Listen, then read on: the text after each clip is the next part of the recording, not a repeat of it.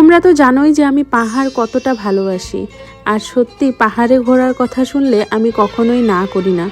কিন্তু এবারের জার্নিটা সত্যি একটু গায়ে লেগে যাওয়ার মতো, কারণ অনেকটা উঁচুতে আমাদের চড়তে হয়েছে।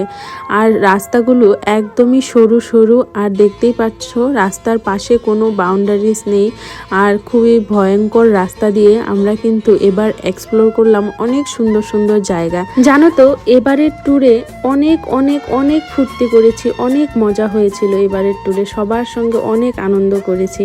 কিন্তু শুধু আফসোস একটাই ছিল যে এইবারের ট্যুরের আমাদের গাড়ির জানালাটা খোলা যায় না, তাই একদমই ভালো লাগছিল না। পাহাড়ের হাওয়া, এই যে ন্যাচারাল হাওয়াটা নিজের মুখে লাগানো যাচ্ছিল না, যার জন্যে কিন্তু একদমই ভালো লাগছিল না।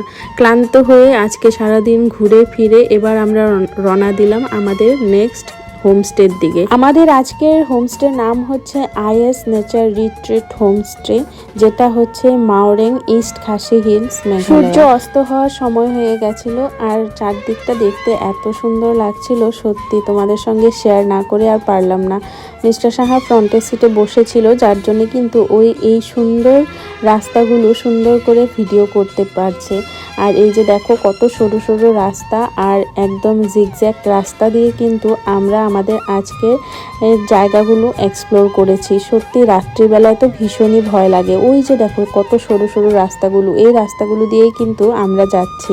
আর এই যে দেখো একদম সূর্য অস্ত হয়ে গেল আর সন্ধে হয়ে গেল, আর তারপর কিন্তু আমরা পৌঁছে গেলাম আমাদের আজকের হোমস্টে।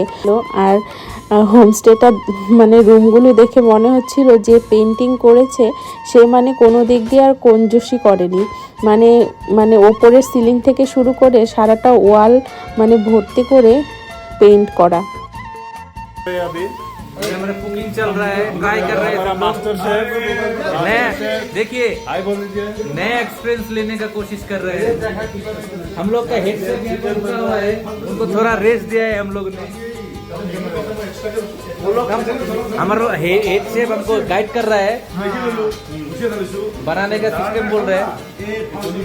এই হোমস্টের ওনারের সঙ্গে আগে থেকেই ফোনে কথা বলা ছিল যে আজকে মানে আমরা নিজেরাই চিকেনটা রান্না করব এখানে এসে, ওই পিকনিকের মতোই আর কি হবে। কিন্তু পিকনিক তো হলো না, তার কারণ প্রচুর বৃষ্টি পড়ছিল, আর যার জন্য কিন্তু পিকনিক হলো না। যাই হোক, সবাই মিলে চিকেন রান্না করলো, মানে মিস্টার সাহাই চিকেনটা রান্না করলো, তাই আমরা সবাই একদম কবজি ডুবিয়ে রাতের ডিনারটা করলাম। আর এত টেস্টি হয়েছিল চিকেন সত্যি।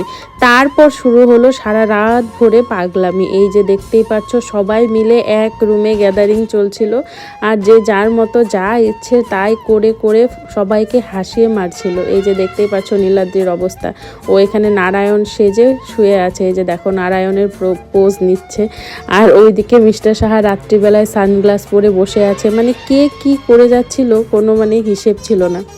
কার বিয়া খেতে আসছো বলো?